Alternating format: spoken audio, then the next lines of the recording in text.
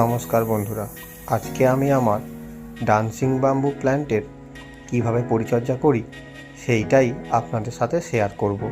এই প্ল্যান্টটি সম্পূর্ণ ইনডোর হলেও প্রত্যেক সপ্তাহে একদিন কিছুক্ষণ সময়ের জন্য সূর্যের আলোর সামনে রেখে দিই। প্ল্যান্টের বেড়ে ওঠার জন্য এটি একান্তভাবে উপযোগী।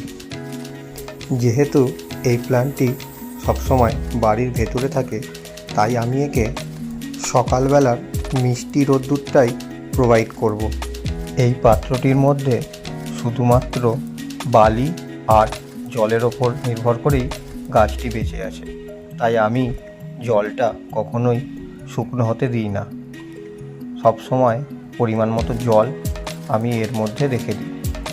তাই জল কম হয়ে যাওয়ার কারণে আমি চেক করে নিলাম এবং জলটি দিয়ে পাত্রটি সম্পূর্ণ করে দিলাম।